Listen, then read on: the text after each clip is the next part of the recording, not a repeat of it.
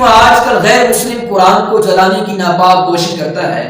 تو علماء اس بات کو لکھا ہے کہ جس وقت قرآن کو آگ میں ڈالا جاتا ہے تو اس سے پہلے رب قرآن کا نور اٹھا لیتا ہے، تو یہ قرآن نہیں جلتا، صرف قرآن کے اوراق جلتے ہیں، اصلی نور قرآن کا رب پہلے سے اٹھا لیتا ہے۔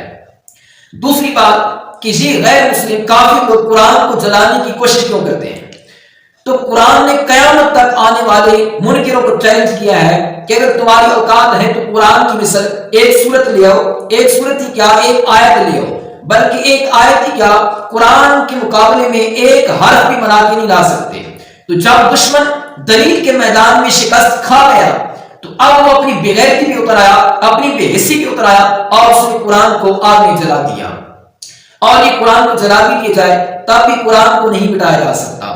یہ بغداد شریف کے اندر جب ہلال خان کی حکومت تھی تو اس نے بھی اعلان کیا تھا کہ جہاں پہ قرآن کا نسخہ مل جائے اس کو میرے پاس لے آؤ ورنہ کسی کی خیر نہیں ہوگی۔ یہاں تک کہ 3,50,000 مسلمانوں کو شہید کیا گیا، 1,00,000 سے زائد قرآن کے نسخوں کو جلا دیا۔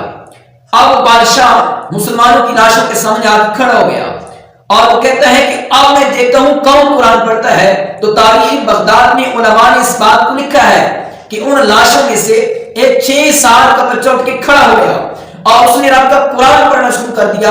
اس نے کہا ظالم بادشاہ تو کہتا ہے کہ اب میں دیکھوں گا رب کا قرآن کون پڑھتا ہے، تو اس بچے نے قرآن پڑھنا شروع کر دیا۔ اس نے کہا ظالم تو یہ اولاد سے کاغذ سے تو قرآن کو مٹا سکتا ہے پر حضور کی امت کے سینوں سے قرآن کو نہیں مٹایا جا سکتا۔